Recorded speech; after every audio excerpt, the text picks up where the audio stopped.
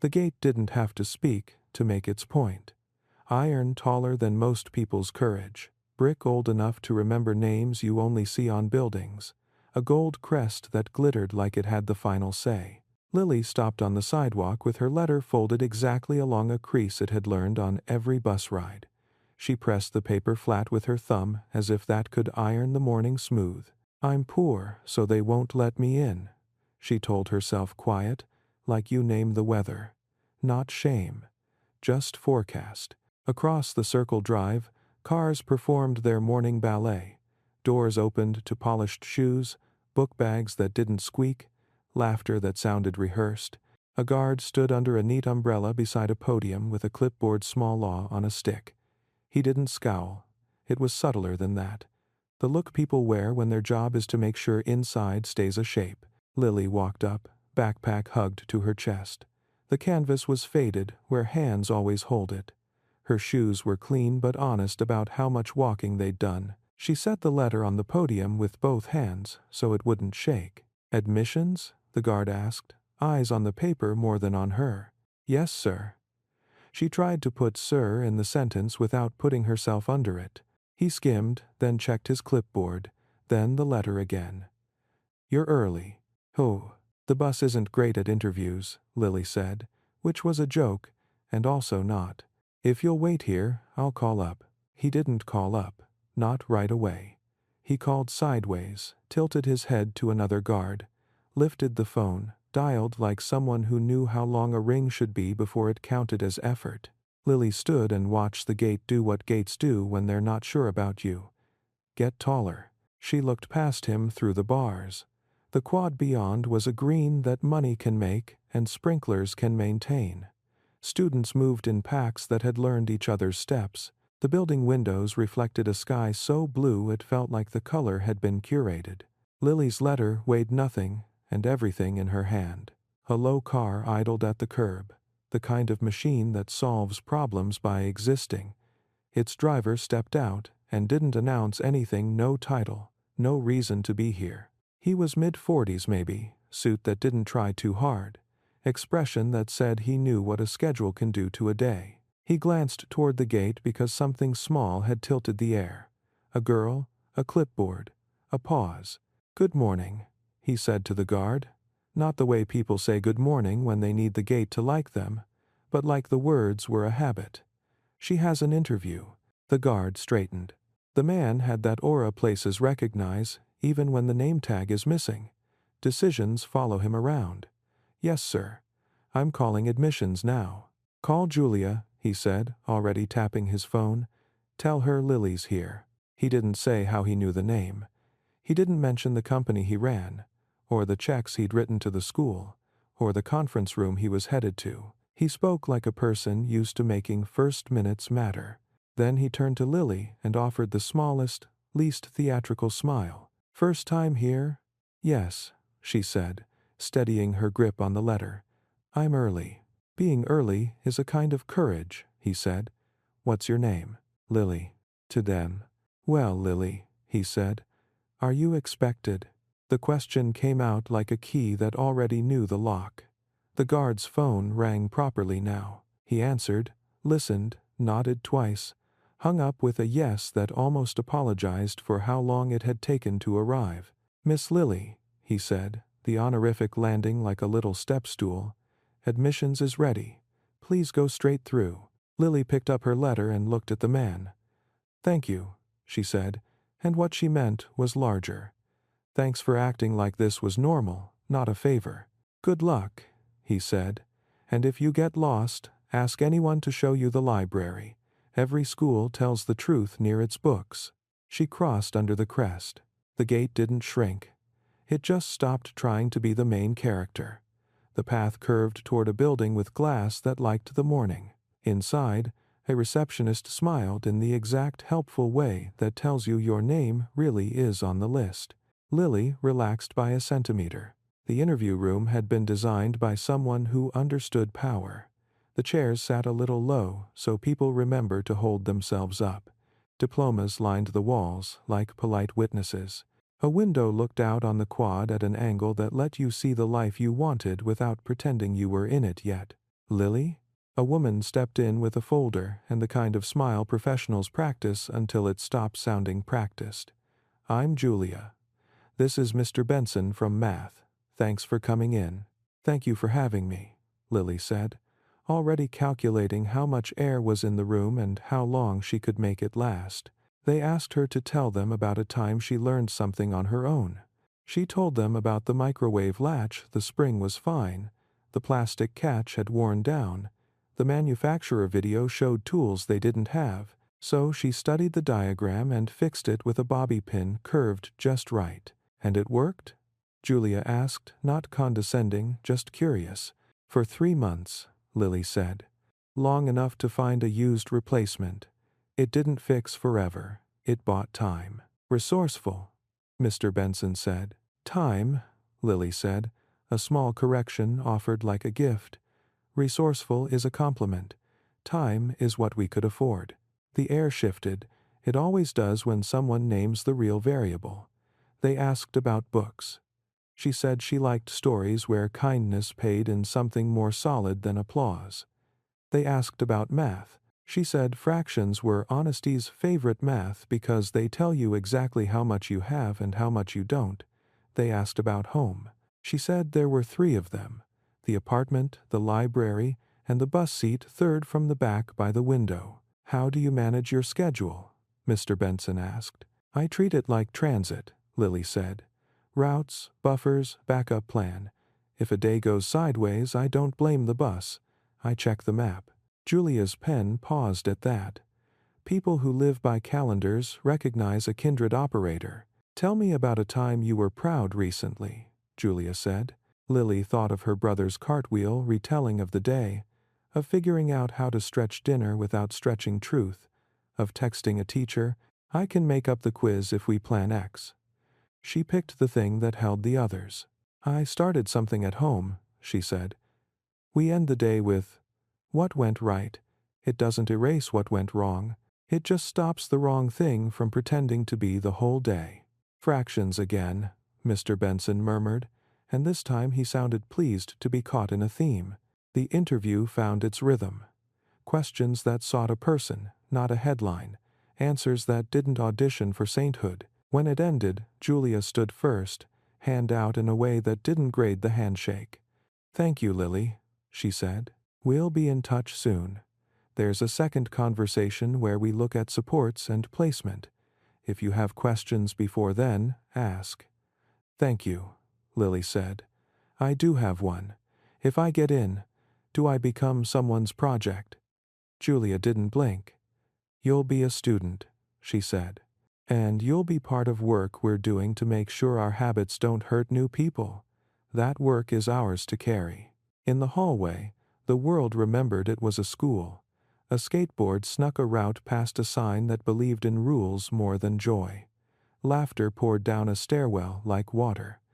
Lily stepped into the sun and onto a bench beside a stubbornly cheerful bed of marigolds. Interview day? The voice was light, curious, fully human. A girl about Lily's age sat down, blazer sleeves pushed up, sneakers that bent a dress code in a way even adults would forgive. A camera bag leaned against her hip. A notebook balanced on her knee. Yes, Lily said. I'm Grace, the girl offered. I write real stories about this place, polite versions for the school site, honest versions for the blog adults forget we read. Want cocoa? I have a theory that warm drinks make truth surface. I shouldn't, Lily started, then remembered that refusing small kindnesses is a habit she didn't want to bring into new rooms. Okay, thank you, Grace returned with 2 cups and a question that sounded strange until it didn't. If the gate had a sound this morning, what would it be? A click, Lily said after a beat, like a seatbelt that wants to latch and can't. It unjams when you're expected. Grace underlined something in her notebook so firmly the pen almost broke through. Expected, she repeated, like she had found a headline that wasn't a lie.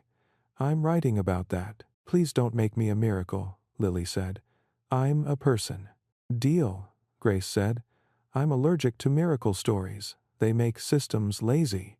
They talked like people who knew time is money and were spending both carefully. Grace told Lily about her corner of the internet and the school, her niche. She called it with a capital N stories that make a place look in a good mirror. Lily told Grace the bus routes she had learned, and the way a day changes if someone meets you at the gate with the right sentence. They didn't trade last names. They traded verbs. Grace. Another girl approached, all bright competence and kinetic calm. Did you get the service fare quotes? Working on truth, Grace said, tilting her head toward Lily. The newcomer's face softened without losing focus. Hi. I'm Ava. Welcome declarative, not conditional. She sat like she had been invited by the bench itself. We're changing the gate, she said, as if she were reporting the weather. Scripts, signs, greeters, a wheelchair route that doesn't punish ankles. Low cost, high signal. If anyone acts like you're a surprise, tell them you're expected and watch what the sentence does to their posture. Lily smiled because she was watching it work in real time. Across town, in a community center that never asked who you were before it poured coffee, a woman named Teresa answered her phone. Yes, of course, she said into the receiver. Saturdays here. Laptops along the wall. Childcare in the corner with the big rug. Aunties on food pay them up front. Translators. And signs that don't talk down to anybody. The man's voice on the other end, the one who'd stood at the gate without declaring his resume, said, yes to all. And reusable containers. Sending leftovers home is policy. Good, Teresa said.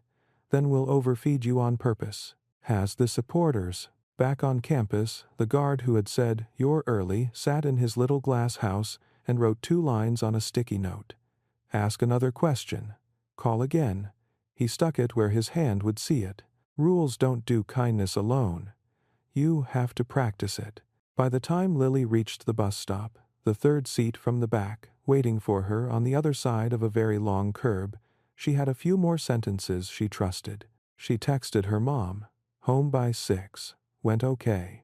I'll explain. She texted her neighbor with the magical screwdriver. If I get a loaner, we'll keep ours as backup. She texted nobody. I am expected, just to see the words light up on her own screen. The bus arrived with a sigh that sounded like relief. Lily climbed in, pressed the small paper star her brother had pinned to her strap, and sat at the window. The school receded, a crest, a gate, a path, and became a place again instead of a test. She watched the city unspool in reverse, brick to bus stop, to grocery to their building with the good hallway light and the temperamental elevator. Somewhere between the library and their corner store, she let herself believe a thing she had been careful not to believe. Being poor didn't mean she wasn't supposed to be there. It meant the gate had homework. The light shifted, warmer, the way afternoons do when the day starts keeping its promises. Lily counted the stops without thinking, and let the bus carry her into the part of the story where you go home, make dinner, help with homework, and wait for an email with a subject line that could rearrange a calendar. She wasn't a miracle, she was a student. And a student knows how to wait without wasting time. The city rolled on. The gate kept its shape. Somewhere, in an office with a whiteboard that loved bullet points, a man with a quiet suit and a loud budget was writing verbs instead of slogans. Somewhere else, a girl with a camera was outlining a story that would make adults nervous for the right reasons. And somewhere, in a small room with a sticky note and a water cooler, a guard practiced a new greeting until it sounded like the building itself meant it. Welcome, he would say. You're expected. The bus turned left. Lily smiled at the window, which smiled back the way glass does, and tucked her letter deeper into her bag so it would stop trying to prove anything. She had another morning to get ready for, another map to memorize, another fraction of courage to find. The gate could keep its iron. She had a crease that knew how to open. There's a myth that interviews are about answers. They're not. Interviews are about oxygen, who brings it into the room, who withholds it, who notices when the air is getting thin and opens a window. Lily figured that out around question 3. The room itself was intimidating but fair by design. Diplomas framed like witness statements. A window angled toward the quad, so you could see the life you wanted without pretending you were already living it. The chairs sat just low enough to make most people straighten their back and search for footing. Opposite Lily, Julia from admissions. Eyes kind, pen that clicked when she was thinking. To the side, Mr. Benson from math, the sort of teacher who weighs honesty heavier than polish. "Tell me about a time you taught yourself something," Julia began, aiming for a story more than a resume. "The microwave latch broke," Lily said, surprising herself by starting small. "It wouldn't click, so it wouldn't run. Leftovers are our dinner plan at least 3 nights a week." "How'd you approach it?" Mr. Benson asked, not performative, genuinely curious. "I watched the manufacturer video," Lily said. "Their tools were wrong for us, their parts were expensive, and their kitchen was aspirational." A tiny smile.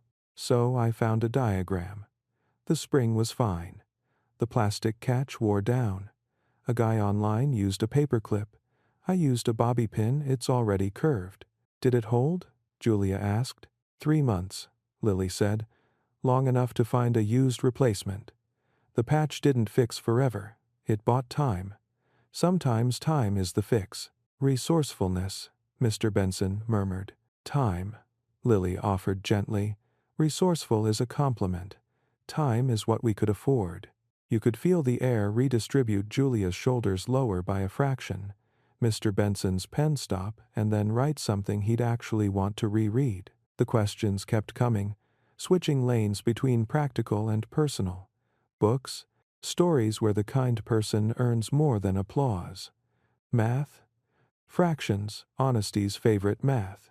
You see exactly how much you have and how much you don't.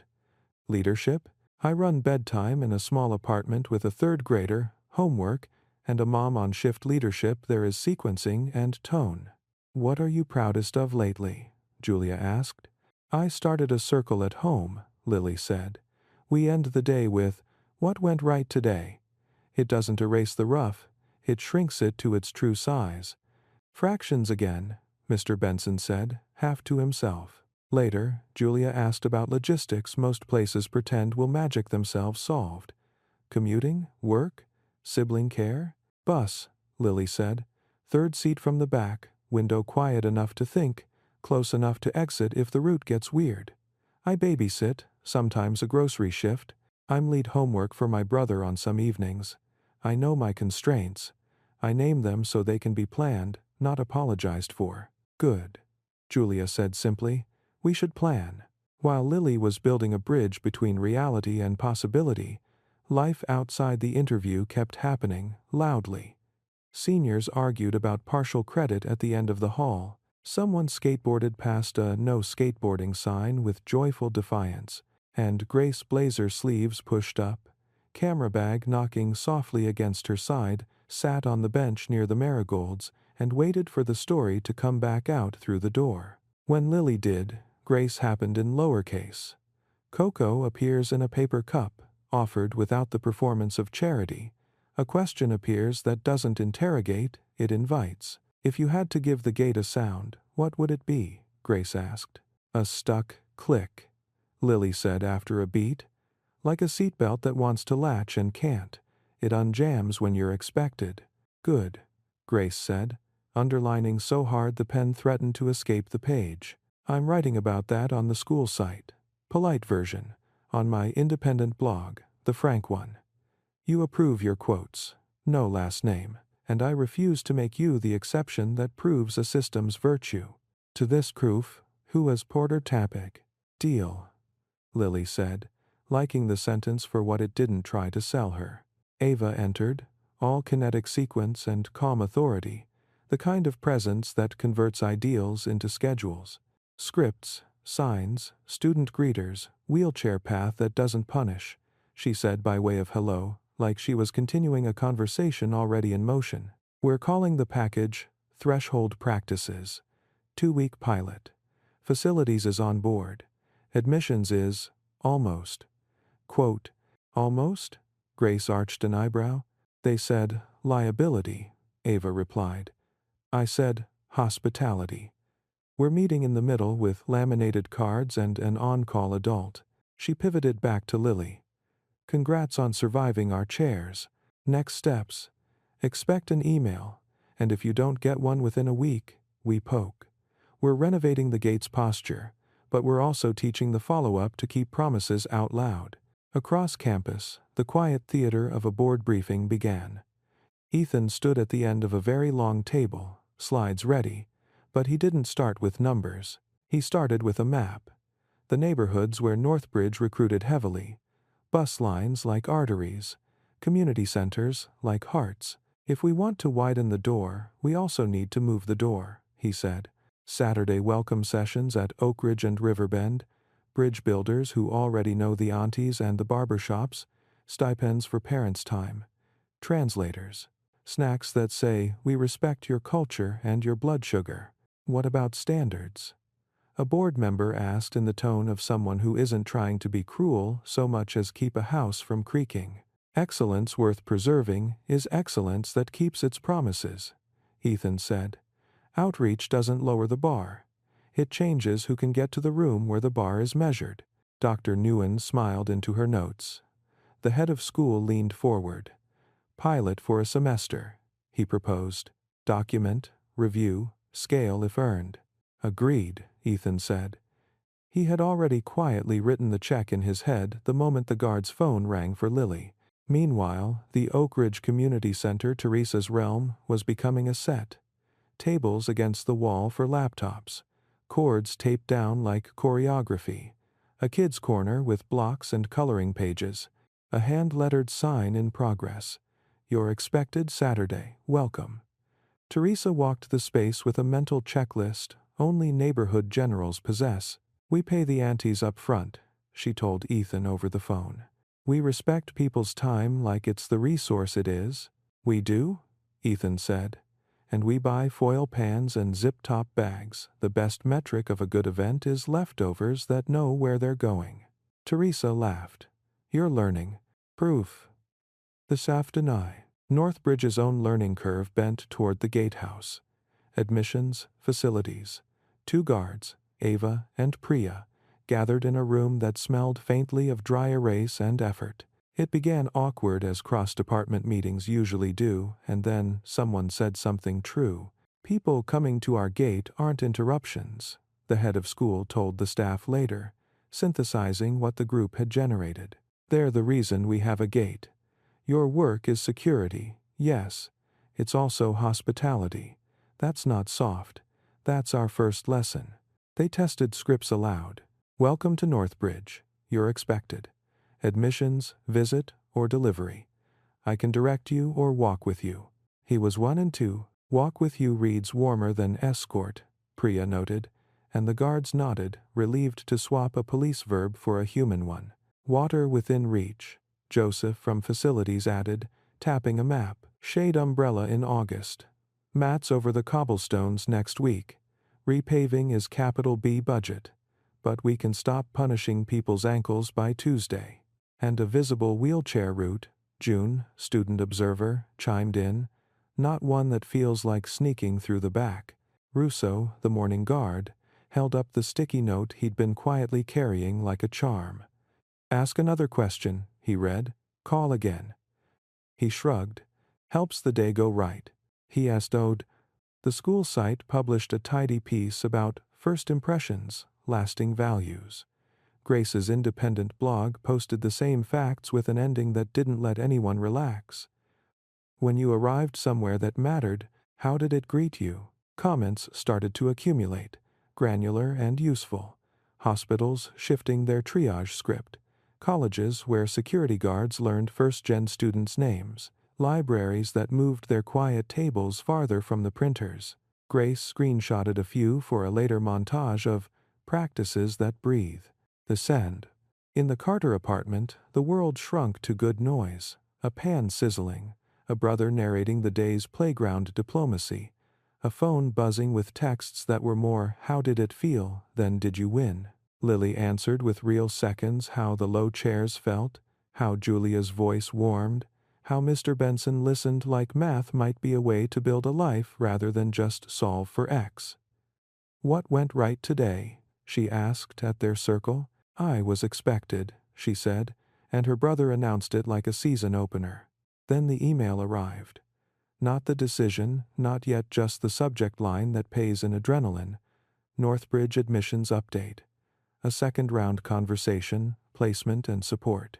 The phrasing was careful, but it contained an important verb: invite. She messaged Grace, second round. Tips? Grace, bring your questions. Places love to answer things they should have told you first. Ava, we'll prep. Normalize asking. Transportation, tech, peer mentor. Who do I call when reimbursement versus prepaid? Make them imagine you in the system, because you will be. They built a second-round survival packet at Lily's table, pointed, polite questions. A blank section titled, Your Boundaries. How late a study session can run before the last bus becomes a problem. Which days are non-negotiable family duty. Scripts for saying I can do X if we plan Y. Grace ran a mock where she interrupted like a well-meaning adult, and Lily practiced steering back without apologizing for knowing what she needed. The second-round day dawned sunnier than necessary. At the gate, a student with a bright lanyard beat the script to the punch. Welcome, you're expected. Want company or a map? Lily picked company because sometimes dignity looks like letting someone walk with you. Miss Reed met her inside with a smile that worked like a landing strip. We're going to talk logistics as much as dreams, she said. Both matter, both fail without the other. She didn't just list supports, she described how to get them when the gears inevitably stick. Who to text, what to write again, what counts as urgent, and how to escalate without being punished for having a life. Transportation stipends? Lily asked. Reimbursement can be a budget cliff. Moving to prepaid next month, Miss Reed said. For now, we can front-load for qualifying students. I'll walk you through the form. Tech loaners? Donation drive coming in, thank a friend of the school, Miss Reed said. We're triaging by need. Your name is already flagged. Here's my cell. If it doesn't move, I nag. 4. They went through schedule stress tests, what happens the night your bus flakes, the week your mom's shift goes weird, the day your brother's teacher calls. Miss Reed had scripts for teachers that didn't read like excuses, and she had her own script for the system. We don't punish work. We plan around it. At the end, Julia asked, Any questions we missed? 1, Lily said. If I get in, am I someone's project? A silence that respected the weight of the ask. Julia, you'll be a student, and you'll be part of a change we're making to keep old habits from hurting new people. That change isn't yours to carry alone. Also mine, Miss Reed added. Because I chose this job with my eyes open. How eyes? Enden. Lily nodded. The air felt breathable. Outside, Grace was photographing the new sign, Welcome, you're expected, at a friendly angle. Consent? She asked. Lens tipped down to keep faces out, unless invited. Always, Lily said, stepping neatly out of frame, and they both laughed. Not everything went down easy. Grace's independent post made its way into inboxes beyond campus, and a few came back labeled, Concerned Alum. The head of school sent one to Ethan. Optics? Ethan replied with a short story instead of a defense. A girl at a gate. A call that made the first 5 minutes match the mission. A Saturday with aunties and translators and snacks that taste like respect. He ended, Standards and reach are the same project. We're just saying it out loud at the gate. Back in Oak Ridge, the first Saturday welcome came together like a song learned by ear. The sign-in table asked, What should we know to make today work for you? People wrote, On my break. I need Spanish. 3 kids with me. First time with financial aid paperwork. I'm nervous. The room shifted accordingly. A translator slid over. A bridge builder fetched juice. A volunteer took crayons and a storybook to the kids' corner. Teresa rebalanced the flow like a traffic engineer of feelings. Ethan stood by the coffee, not starring, available. Two barbers who mentor neighborhood teens asked whether honors at Northbridge meant stretch without snap. A mom wanted to know if parent nights fed both dinner and dignity. Yes, Teresa answered, intercepting. And you can take a plate home. We cook on purpose. Grace took careful pictures, hands on laptops, a name tag that read, "I'm on my break" in capital letters, a whiteboard that said, "Questions are welcome," like it meant it. She wrote later, "A gate is just a door with stage fright." We gave it cue cards. At noon, Teresa clinked a spoon against a mug. "Thank you for coming. You are expected next month too." Applause that felt like agreement more than gratitude. Back at Northbridge, small hinges kept showing up, mats over cobblestones, a map that clearly marked the accessible route like it belonged to everyone, not just some. Volunteer greeters, theater kids, STEM kids, band kids trained to read a face and decide whether silence or conversation was called for. Russo's laminated card clipped to the podium. "Welcome. You're expected. How can I help?" He said it so many times that his shoulders learned a new position. Lily waited, which is to say, she lived a week.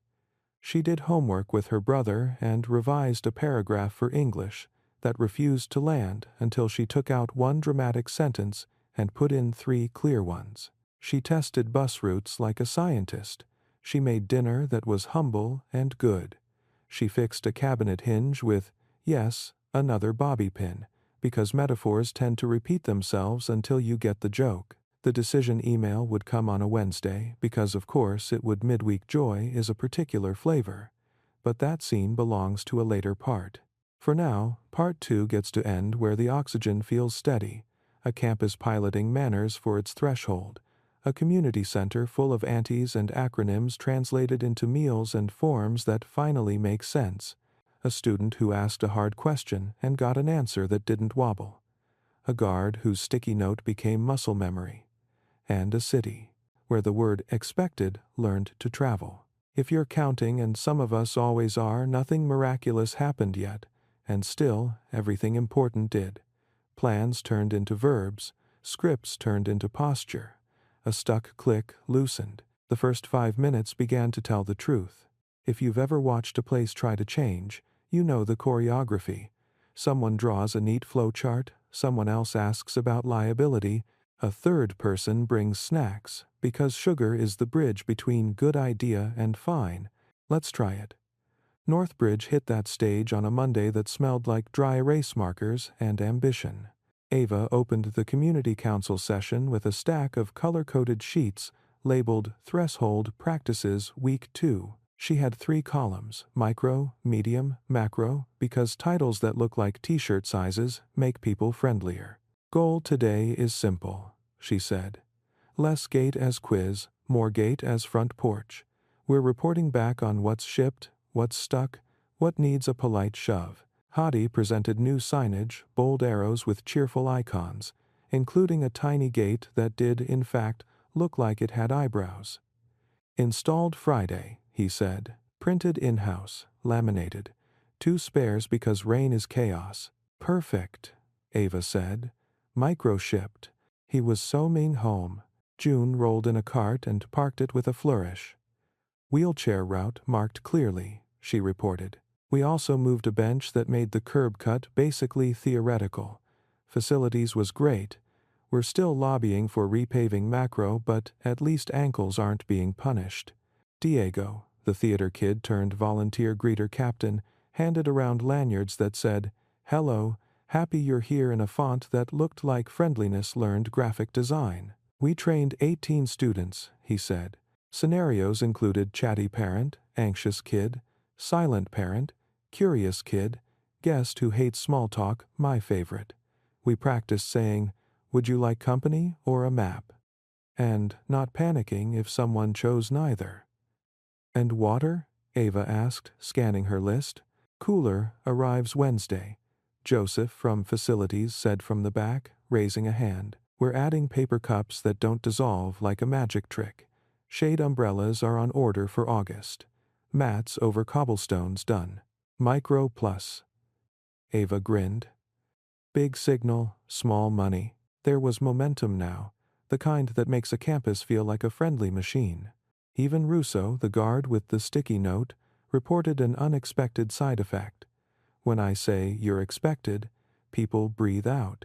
They stop talking like they need to justify their existence. Makes my job easier because I'm not managing panic. He tapped his laminated card. Posture is policy, he said, like a man discovering he enjoys a good sentence. Across town, the Saturday welcome pilot at Oak Ridge had its first full debrief in Teresa's office, a room that believed clutter was proof of life. Wins, Teresa started, fingers drumming a rhythm on the desk. Child care corner worked. Translators were gold. People loved the sign-in question, "What should we know to make today work for you?" It gave us permission to serve instead of guess. Where did we stumble? Ethan asked, the way someone asks when they plan to write a check for the solution. Power outlets, Teresa said immediately. We need more strips. Also, some families showed up hungry. We planned snacks, we needed a meal. The aunties made, do they always do, but let's budget for a tray or three that says dinner, not samples. And one more. Forms drowned, folks. Next time, we'll have a form coach table, one person whose only job is demystifying a page section by section. Paid form coaches, Ethan said, writing it down. Because confusion is a full-time job. Yes, Teresa said, pleased. And translate the scholarship letter itself. The English made sense to me, but Carmen said the Vietnamese version her cousin can read will land better. We do hospitality in multiple languages, or we're doing branding, not welcome. Kaiser. Grace, who had been shooting B-roll hands taping cords down, a kid asleep on a lap while a parent filled a form, the Ask Me Anything sign catching the light, closed her camera and leaned in. Consent to photograph faces was solid, she said. We got forms signed. But next time, we also offer no photo hours for people who hate cameras on principle. Dignity includes the right to not become content. Thank you, Teresa said. Yes, and this is small, but I care we label leftovers and send them out with grace. I don't want anyone leaving with a styrofoam box that reads like stigma. Reusable containers, Ethan wrote. We'll buy 100. Two-hand. The meeting ended with an energy that felt like competence wearing sneakers. Problems weren't catastrophes. They were errands. Everybody left knowing which errand was theirs. Back at Northbridge, the head of school hosted the first gatehouse huddle, a 15-minute stand-up with guards, admissions, and one rotating student rep. He opened with the sentence that had begun to feel like a thesis. Our first 5 minutes are not a formality, they are a philosophy. He asked the guards, "What do you need?" The answers were practical. Shade, water, laminated scripts. A direct extension to admissions that doesn't play hold music forever. Done, working on it, and we're installing a second line, he said, ticking off the list. Everyone left feeling like a place can love its front door. And because progress is allergic to silence, the concerned alum emails kept arriving, polite, worried, sometimes coded. One read, I am all for access, but let's please not pander to optics at the expense of standards. Grace saw one accidentally as a screenshot. Someone had forwarded it to the wrong group chat, and she breathed through the reflex to clap back. She wrote a piece instead, the kind that holds a mirror without smashing it. Standards are not the opposite of welcome. They're the reason welcome matters, so the right people can meet the work, and the work can meet the right people. She included 2 interviews, one with a physics teacher who had raised the bar by rewriting labs to use cheap materials, rigor, that doesn't require Amazon Prime, one with a Latin teacher who made declensions feel like choreography.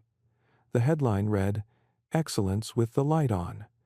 It was gentle and impossible to argue with, unless you preferred your excellence in the dark. Meanwhile, because stories love echo, Lily's second-round conversation turned into a small masterclass in how to talk logistics without turning a person into a project.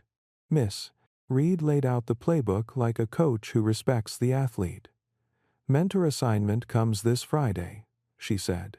We pair by schedule constraints first, shared interests second. Want someone who's also doing sibling pickup twice a week? Say the word. Say the word, Lily repeated, as if filing it somewhere she could find it under stress. Transportation, Miss Reed continued. We're piloting prepaid cards. You'll sign when you pick it up.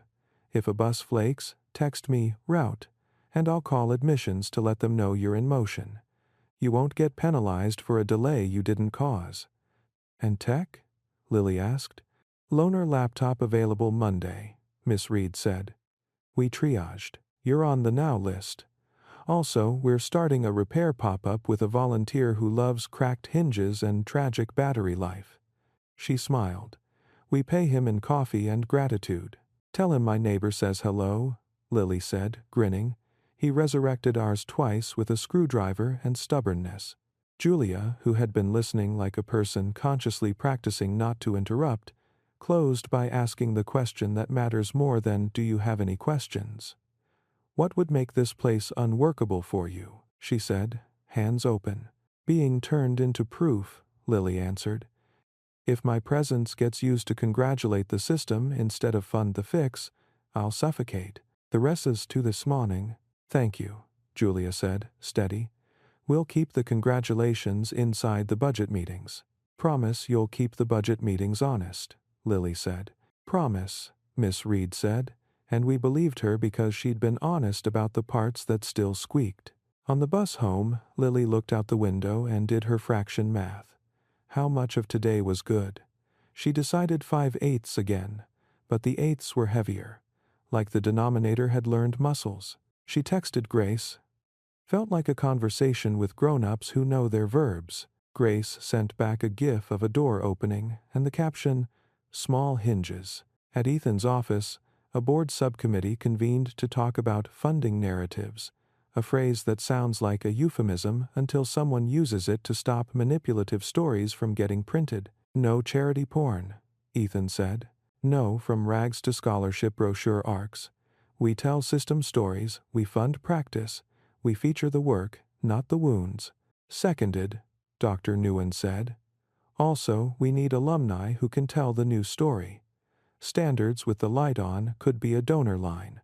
Grace already titled a piece that, Ethan smiled. Let's compensate her if we quote it publicly. They joked, but they weren't kidding. Money can domesticate good ideas, or it can help them get loud without losing their soul. The group chose loud and honest, with footnotes. And then, because every long week deserves a plot point, the email arrived. It did not land like a trumpet. It pinged like a pebble dropped in a glass of water, small, precise, instantly noticeable. Lily was at the table, practicing mock pronunciation for a poem her brother had to perform. He insisted on giving the line breaks personality when her phone lit up. Northbridge admissions decision. She froze. Her brother froze. The poem froze. The apartment held its breath. Do you want to wait? Her mom asked gently, setting down a frying pan the way you set down a final exam. No, Lily said, surprising herself with how steady it sounded. I want to know. She tapped. Dear Lily Carter, it is our joy to offer you admission to Northbridge Academy with a full opportunity scholarship. The next paragraph did the work that usually gets buried. Bridges, cohort orientation date. Miss Reed as point person with direct contact. Tech loaner pickup at a real time that did not require a parent to choose between a paycheck and a laptop. A transportation card reserved, ready. The final sentence landed with a calm you could sit on. You are expected, and we are prepared. Silence isn't the absence of sound. It's the presence of awe choosing its first word. Lily laughed first, an involuntary, delighted burst, then covered her face, and cried the way good news breaks a dam. Her brother shouted, Scholarship champion, and then said it again for the echoes. Her mom pulled her into a hug that double-checked everything. Head, shoulders, okay, still here. Grace, who had been on standby with an agreement to only hit record if invited, set her phone face down and just screamed softly into a pillow because some moments deserve undignified joy. They ordered pizza because that is what people do when the future shows up with bullet points. Between bites, they read the email again and again. It held. The details still said yes. No hidden, pending, in tiny print. No subject to that would make the ground wobble. Ava arrived with a folder labeled First 30 Days. Inside, a map that felt like someone had actually walked it. Week 1. Tech pickup. Meet mentor. Find the second-floor quiet corner behind the ficus that everyone pretends isn't real. Week 2. Bus route rehearsal with Diego. Who knows where the driver likes to stop for coffee and how that changes everything. Week 3. Club sampling with a buddy. Rules of engagement for groups that talk fast and mean well. Week 4. Feedback loop with Miss. Read, what's sticking? Who fixes it? By when? At the bottom, in Ava's neat, relentless handwriting. The due date of any pain point is 2 business days. If it takes longer, escalate. You're not annoying. You're doing quality control. Can I steal that for a poster? Grace asked, taking a photo. Steal it and make it famous, Ava said. The neighbor came by with a whoop and a small bag. A good USB drive, a spare mouse, 3 sticky notes with the kind of tech wisdom you only learn by breaking things and deciding to fix them. The librarian texted, "Stop by. I have a summer stack for you, math that tells the truth, stories that reward kindness, 1 book that will make you mad in a useful way." The bus driver sent a thumbs up and, inexplicably, a photo of the sunrise. "For your morning motivation," he wrote. "Works for me." Ethan, who had promised himself not to intrude on private joy, still received the news via Julia's one-line email. "She said yes to us, and we said yes to her." He stared at the sentence longer than necessary, then forwarded it to Teresa with, "Add 1 seat to the Saturday Welcome Student Speaker Circle for orientation. If Lily wants it, we'll let her tell new families the truth about our first 5 minutes." "Consent first," Teresa replied. "But yes, we always make room for truth-tellers." Hardo. Northbridge did something right the next morning that mattered more than a banner or a balloon arch. It sent 3 emails to 3 different teams with the same subject line, "You are expected, Lily Carter." Facilities. Ensure wheelchair route signage and mats in place by 8 a.m. We want the path to pass the push-a-stroller and its fine test. Tech. Loaner ready by Monday, charger included, no scavenger hunt. Gatehouse. Laminated script cards stocked, water cooler filled. Volunteer greeters scheduled. Russo on duty. No one replied all. Everyone read it and adjusted their day. Lily wrote back to Miss Reed with a thank you that read like a partnership memo, not a fan letter. She included her schedule constraints, the bus route numbers, her brother's after-school pickup days, the fact that she will not do performative gratitude in class, but will write a very clear email when she needs help. Miss Reed replied with, "Perfect. That's exactly the level of detail that makes a week humane." Grace published a new post, a companion to the earlier one. Small hinges, big door update. She did not mention Lily's name because a person is not a press release. She listed practices instead, scripts that breathe, signs that point, mats that vote for ankles, greeters trained to not perform friendliness at introverts, Saturday welcome that treats questions like VIPs. She ended with a line she attributed to a student who knows fractions and truth. Being expected is not a luxury. It's scaffolding. The comments filled with small copycat moves from other schools, clinics, city offices. It read like a quiet revolution in bullet points. For the first time in a long time, the Carter apartment had a silence that felt like a couch rather than a cliff. They still had bills. They still had shift schedules. They still had the neighbor's ancient AC unit that wheezed like a dragon with asthma. But they also had a date on the calendar labeled orientation in block letters and a heart. They had a phrase that had migrated from a gate to a life. You are expected. Orientation morning arrived the way big mornings do, too bright, too early, too loud to be ordinary. Lily woke before her alarm and lay still for a second, listening to the apartment. Her brother's soft wheeze, the fridge making its tired ice noises, the hallway footsteps that meant the neighbor with the magical screwdriver was already headed to a shift. She could feel the email in her bones. "You are expected," and "we are prepared," like a line she'd been practicing in her head and now had to act out. She dressed in presentable without pretending. Clean jeans, a white shirt that didn't announce itself, sneakers that could handle a campus of stairs, a cardigan that could pass inspection. Her brother insisted on pinning a tiny paper star to the strap of her backpack. "For extra power," he said solemnly. Lily kept it there because some power doesn't care if it's paper. On the bus, third seat from the back by the window, the city looked like a set someone had reset overnight. She ran through her list. Loaner laptop pickup, Bridges cohort welcome, meet mentor, find quiet corner, check the path to the math wing, avoid the cobblestones if the mats haven't landed yet, test the transportation card at lunch. She texted Miss Reed. "On my way. Any forms I should pre-fill?" Miss Reed replied within a minute. "Already pre-filled what I could. We'll finish together." Goad. At the gate, the sign did its job without drama. "Welcome. You're expected." An arrow pointed to a table where two volunteer greeters, band kid, debater, were handing out orientation badges with first names only, and pronouns if you wanted them. "Lily?" the band kid asked, like he recognized the sound of the name. "I'm Aaron. Want company or a map?" "Company to admissions," Lily said. They walked. He kept his questions small, not prying. "Favorite bus seat?" "Third from the back." "Same," he said. "Less jostle, faster exit." "Favorite snack?" "Cold grapes." Respect. He didn't ask why she was there or for a backstory. He treated the walk like a literal path, not a metaphor. Inside, the Bridges cohort gathered in a room with too many chairs on purpose, a bowl of name tags, and a whiteboard that read, "We're glad you're here."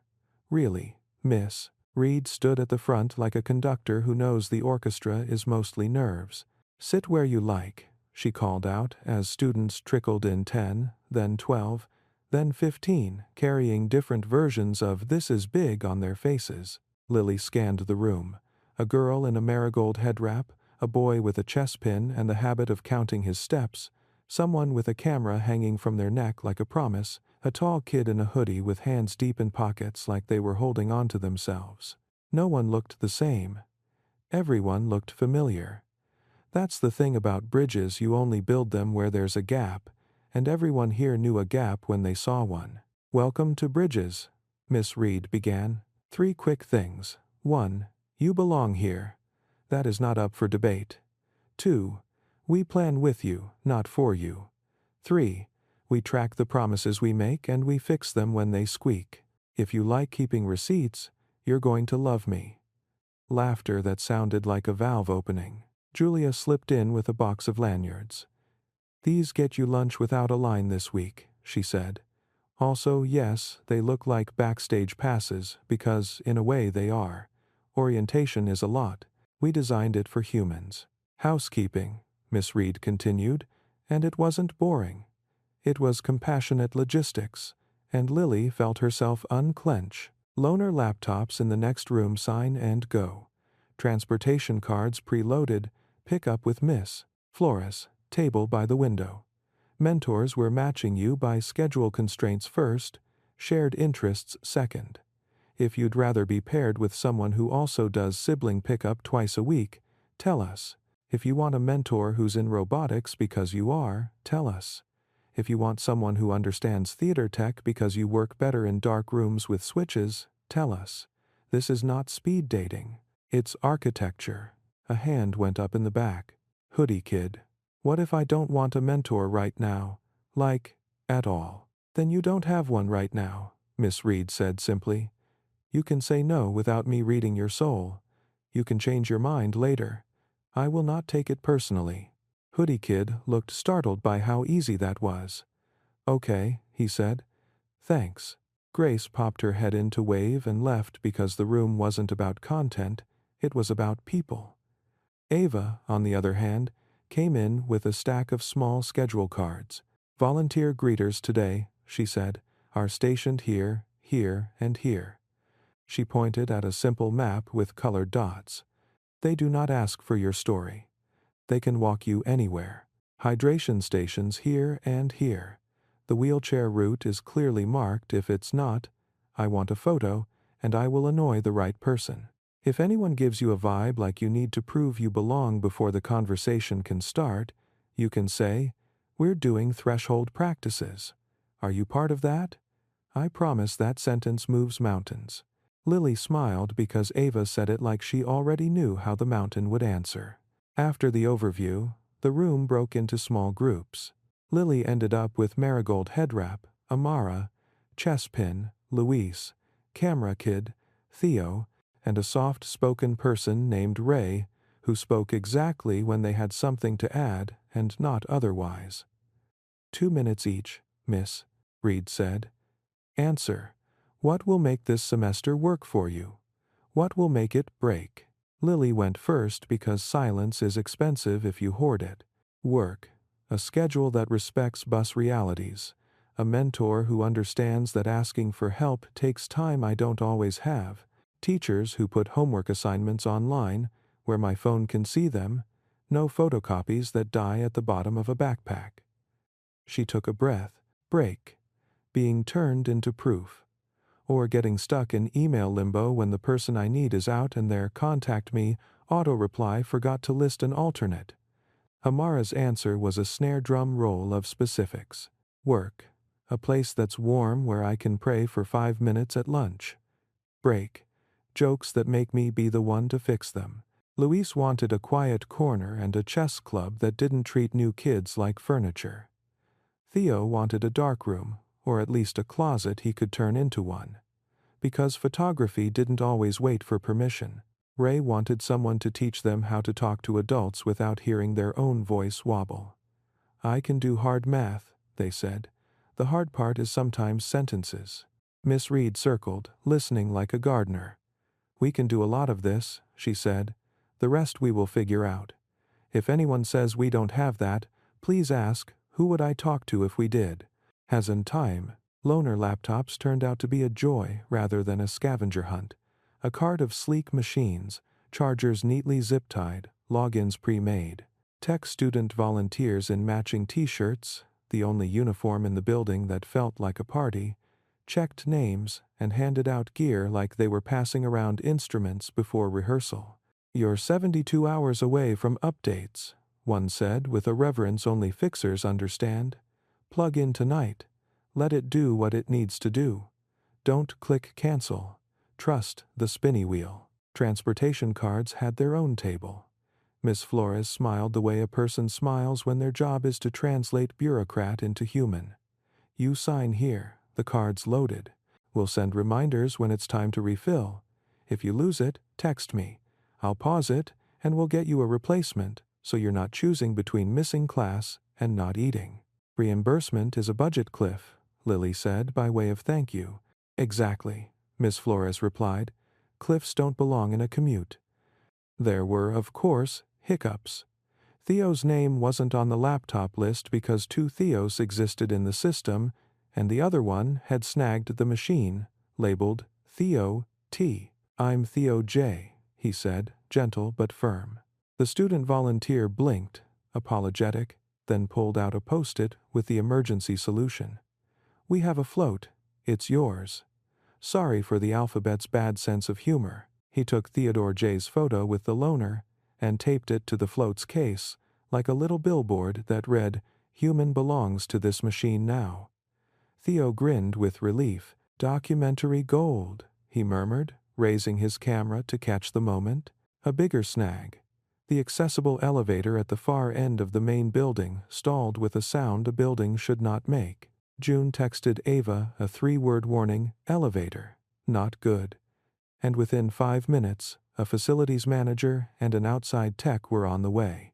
In the meantime, volunteer greeters rerouted, and someone printed a sign that read, Elevator resting, we're not. The sign included 3 phone numbers, facilities, admissions, and Ava. Because some problems belong to everyone. Ray watched this happen and felt something unclench. The difference between "we're sorry" and "we're solving it" is an entire education. Mentor pairing came last, taped to a corkboard like class lists at the end of summer. Lily scanned for her name and found it next to Mentor, Grace, student, Miss Reed, staff, and Diego, logistics buddy. She blinked. "I get Grace?" she said aloud without meaning to, because she hadn't expected her to be on the list. "Journalists don't always get to be infrastructure," I asked, Grace said from behind her, because of course she had arrived exactly then. "I don't mentor on grades, I mentor on maps. Diego handles bus reality. I handle social shortcuts. Miss Reed handles the grown-up stuff that needs a signature." Diego appeared, all theater warmth and spreadsheet brain. "I've got your routes saved in my notes app with weirdly specific landmarks. Today we walk it, so your first try isn't on a day when you need it to work." "Thank you," Lily said, and meant everything in the sentence. They did the walk like a small ritual. Admissions to Math Wing. Avoid the ornamental stairs and take the human ones. Math Wing to cafeteria. Remember, the ramp hides behind the trophy case that looks like a museum. Cafeteria to library, 2 doors. The second is always propped. If it's not, it's okay to prop it again. Library to the bus stop, 3 lefts, 1 oak tree, a corner store that sells water cheaper than campus. Along the way, they practiced the line that disarms bureaucracy. Who's the right person to ask? It turns out that sentence opens more doors than an ID card. Lunch was not an afterthought. It was a welcome. Samosas next to sandwiches, rice bowls next to salads, fruit that tasted like fruit.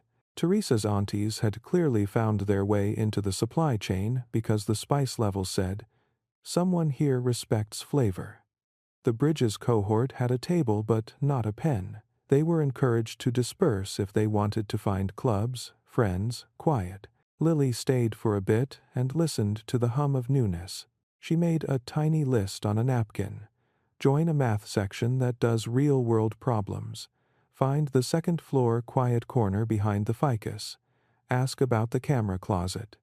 Theo swore he could turn into a darkroom. Try the debate club, once, maybe. She wrote niche at the bottom because Grace had planted that word in her with intention. Your niche is the corner of the world you decide to take personally. Afternoon brought the first test of "you are expected" versus "we forgot." In the library, a well-meaning student worker guarding a row of computers mistook the Bridges lanyard for a skip-the-line pass and frowned. "These are first come, first served," she said sharply. Lily stepped back, counted to 3. "A habit, miss," Reed had recommended for "choose your second response," and answered softly, "No worries. I wasn't asking to cut. I asked where I can plug in my own." The worker, flustered, pointed to a table with power strips and did an awkward apology dance. "Sorry, it's been a day." "It's okay," Lily said, and meant it because habits take longer than signs. She plugged in, opened the loaner, and committed the first unforgivable orientation sin. She watched the spinny wheel and didn't click cancel. Trust is a skill. 2 rooms over, the head of school hosted a tiny session titled Threshold Practices Q&A. Ask us anything. He meant it. Parents and students filtered in with questions that were both practical and spiritual. "Will my kid be the only one who takes 2 buses?" "No," Ava said, "and we're building a buddy system so no one rides alone unless they want to." "Does honors mean I won't understand my own kid's homework?" Teresa, co-hosting, laughed gently. "Honors means your kid might teach you something, and we'll film a few homework for grown-ups clips after the first month so we can all practice together." Ethan slipped in late and stood in the back, happy to be superfluous. One alum stood up at the end and asked the question that scares rooms. "I love this school. I paid a lot for it. I want my kid here because of the standards. Is any of this going to dilute that?" The room held its breath. Because, phrasing aside, the worry is real and often weaponized. The head of school didn't flinch. "Excellence and access are the same project," he said, as if reading Ethan's email out loud. "Our standards aren't moving. Our threshold is learning how to greet the people who can meet them. That's not dilution, that's alignment." He gestured to Miss Reed. "And when something squeaks, we fix it. That's our promise." Lily found herself exhaling stress she didn't know she was holding. Words matter, but only if they're cheap to find later. She made a note to ask Grace to print that sentence big and stick it on a wall. Day ended with a bridges circle in a room that had windows on two sides and a rug that made you want to sit on the floor. "One win, one wobble, one ask," Miss Reed said. "Amara's win." The prayer spot was real and warm, not an afterthought. Wobble. A teacher who used the phrase, "these kids," in a sentence that made it sound like she was pointing at wildlife. Ask.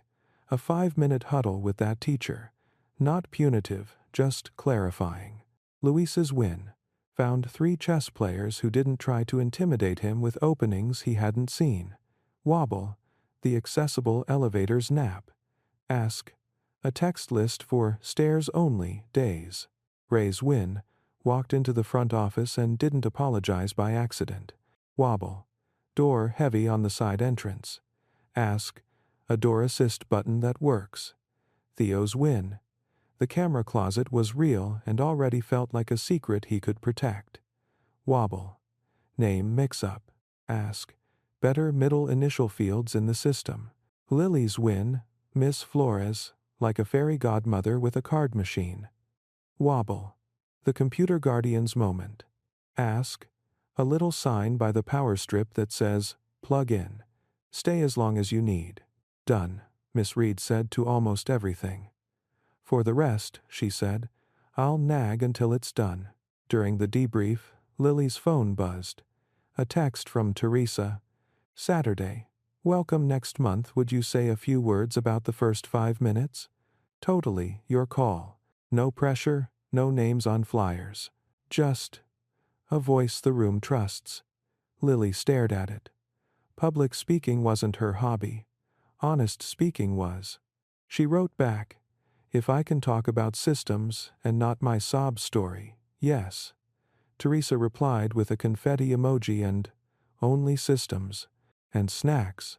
The next day, the machine that is a school tried to learn a habit. The volunteer greeters rotated stations like dancers. The mats over the cobblestones held. The elevator tech declared a minor fix with a major apology.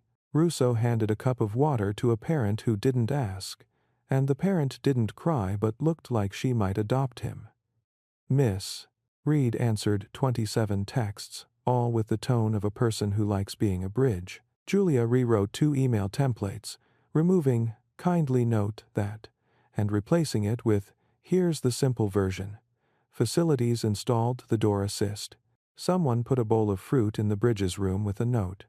Blood sugar is a learning style. It wasn't all grace. A teacher sent an assignment in a PDF that refused to cooperate with phones. Lily emailed back a respectful, "Could you paste the text in the body too?" and CC'd Miss Reed, who gently escalated the request into a small professional development moment about PDFs and equity.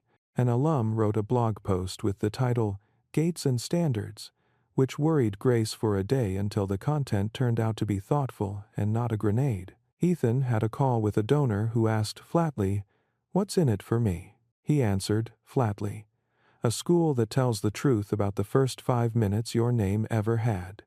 The donor gave a little less than he could have, a little more than he planned. A week into orientation, Lily stood at the edge of the quad and realized she knew 3 routes by heart, 2 faces who waved when they saw her, 1 guard whose laminated card had become part of his hand, and 1 small tree you could sit under without being interrogated by anyone but the Sunday. She didn't feel like a hero. She felt like a person learning the schedule of a place. That's different. It's better. Grace, of course, was collecting niche stories like seashells. She interviewed a custodian who had rearranged bins so the recycling actually recycled. She sat with the cafeteria manager who explained why the rice bowls taste like somebody cares. She recorded a short podcast episode with Miss Flores called "Reimbursement is a Cliff." She drafted a piece about the quiet power of laminated scripts and door buttons. It wasn't glamorous. It was contagious. Ava pushed threshold practices into a habit with a spreadsheet that would have impressed a NASA intern. She built a friction tracker with 3 columns: issue, owner, due date. Anyone could add to it. Everyone could see it. The first week, it filled with 28 items. By Friday, 23 were green. She sent a screenshot to the head of school with the caption, "Practice, not press release." He replied with a thank you that included an emoji, which for him was a ribbon cutting. Saturday, welcome month 2, came with better power strips, labeled leftovers in reusable containers, and a no-photo hour that made half the room visibly relax. A dad asked Lily, who kept her promise to talk systems, not wounds, what it felt like to be expected. Like someone put down a rug at the threshold and asked me to wipe my feet instead of my history, she said. The room laughed softly, because they knew the difference. Teresa's aunties upped the spice level by request. A bridge builder tried to apologize and Teresa shushed her with a grin. We feed people like we're serious about them. Ethan listened more than he spoke. He picked up empty plates and wiped down a table because hierarchy isn't hospitality's love language. Back on campus, a sign went up in the gatehouse that could have sounded cheesy if the week hadn't earned it. This is a threshold. We practice here. Russo added a sticky note under it. Ask another question. Call again. Offer water. The last 2 were his. And Lily started to bring her circle into school. At the end of each day, before she got on the bus, she stood by the marigolds and did a quiet inventory. One thing that went right. One thing that wobbled. One thing to ask for tomorrow. Sometimes she whispered them. Sometimes she texted them to Miss Reed. Sometimes she wrote them on a napkin and tucked it into the loaner like a note to a future self who might forget a day like this existed. What went right today? The elevator fix, the rice bowl, the volunteer greeter who knew when not to talk. What wobbled? The PDF. The teacher who said, "These kids," like he was pointing with a yardstick. What to ask for tomorrow? A copy and paste version. A quiet 5 minutes to breathe before math. A sign by the power strip that says, "Stay as long as you need." By week's end, the difference between a promise and a habit was visible. A promise lives in an email. A habit lives in your shoulders. The gate's shoulders had relaxed. The first 5 minutes didn't just greet. They listened. And somewhere between a laminated card and a bowl of fruit, excellence learned a better sentence for itself. Keep the light on. Invite the right problems in. Fix squeaks out loud. Orientation ended not with a ceremony, but with a simple, "See you Monday," that felt like more than a phrase. It felt like a plan. Lily walked to the bus stop with Diego and Grace, the city doing its usual chorus. Sirens, skateboards, a dog making a case to a pigeon. She looked back once at the gate. It looked back like it knew its job now. Not to sort, but to host. "Ready?" Grace asked. "As I'm going to be," Lily said. "Also, bring grapes on Monday. Orientation rice bowls are great, but I miss cold grapes." "He have comment heredity." Added to agenda, Diego said, mock formal. Under blood sugar is a learning style. They laughed, and the bus arrived, and the day closed exactly the way the best days do, without fanfare, with the next day already cued. Monday would be school, not a pilot. That's where the real test lives. Can a weekend's welcome survive a weekday's hurry? We'll find out. Monday began with the bus's familiar shudder, the third seat from the back, and a window that made the city look like a promise if you squinted. At the gate, the greeting landed the way a routine should. "Welcome, you're expected." Russo added a low-voiced weather report. "Library cut-through is faster today, and the day opened without ceremony." English set the tone. "Miss." Patel wrote 3 words on the board: story, structure, stakes, and said, We'll keep all three in view, so nobody panics when the work gets tall. The warm-up prompt was simple. Write about a gate you've known. Lily's first line arrived like a key. A gate is a door with stage fright. She didn't read it aloud. Not everything needs a microphone on day one. Math smelled like dry erase ink and attention. Mr. Benson posed a problem about bus routes and buffer time, and then asked the question that makes math honest. Who can afford a buffer, and what does it cost? The room modeled scenarios with graphs and common sense. The point wasn't the right answer. It was the assumptions the place's bias hides. Lily found herself liking a class that treated the commute like a data set and dignity like a variable. Between classes, she found the second-floor quiet corner behind the ficus. Soft chair, working outlet. Sky framed just enough to feel like a breath. 2 students were already there, nodding the wordless agreement of people who share a lighthouse. The loner laptop hummed through updates. She let the wheel spin and didn't click cancel. Trust is also a skill. At noon, the friction tracker went public. The dashboard was plain on purpose. Issue, owner, status, due date, notes. 5 entries landed by lunch phone hostile PDFs. Sticky door assist, small prayer space sign, overcrowded bus bench, missing plug-in signage in the library. Owners answered with dates, not platitudes. By last bell, 2 rows were already green. Debate after school surprised her. The coach called it argument as art, not combat, and paired her with someone whose pace respected oxygen. She decided to come back, no interest in thunder, but precision suited her. Tuesday rained like a test. Mats over the cobblestones helped. Puddles still gathered at the corners. Ava added a line to the tracker with a photo. Joseph replied with a drainage tweak, and a squeegee station appeared by afternoon with a handwritten note. For whoever needs to win against Thursday. The campus treated nuisance like a shared chore rather than a personal failing. In English, Miss Patel returned the gate warm-ups with comments that felt like maps. Next to Lily's line, "Give this a spine. What is the gate afraid of?" In history, a teacher said, "These kids," and the room went tight. Lily raised a hand. "Do you mean this section?" The teacher paused, corrected himself, and thanked her in front of everyone. After class, he found her in the hallway, admitted the phrase had been lazy, and asked her to keep catching him. Editing, it turned out, was a team sport. The loaner program ran on rails. The tech volunteers moved like a small orchestra. Theo's name collided with another Theo in the system. The float machine landed in his hands with a Polaroid taped to the case to prevent future confusion. Miss Flores handed out transportation cards like rescue lines and explained the reset routine without condescension. "If you lose it," she said, "text me before panic wins." By midweek, copy divided by paste for homework posts was standard. The text lived in the body of the message.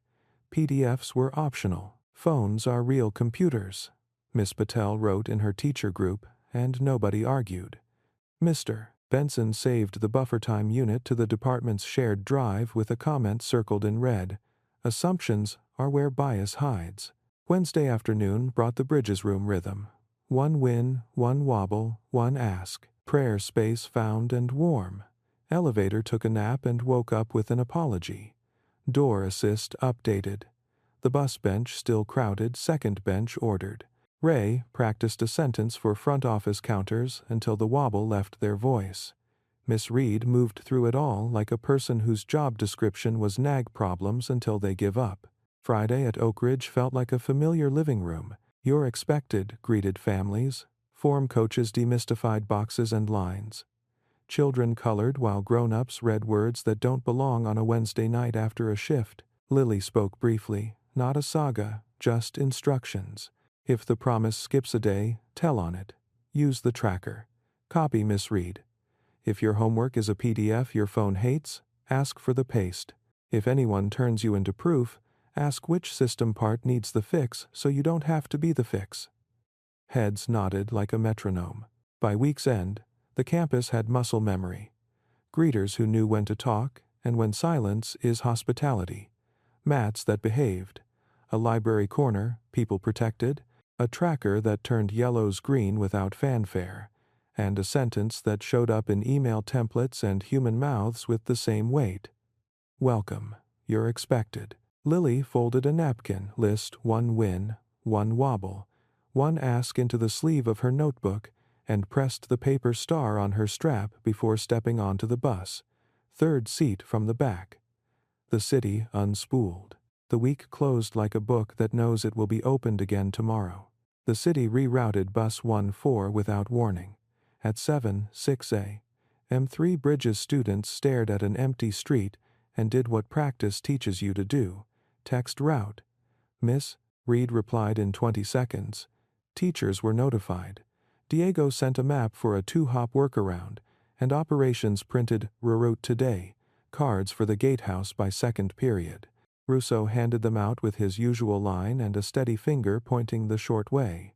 Panic, lost, the day survived. Parent night landed on a second shift evening, and the RSVP list dipped. Teresa noticed and asked the only useful question, did we make it possible? The tracker filled in the rest. Add a Saturday morning session at Oak Ridge, record the main segments, provide childcare, send dinner home.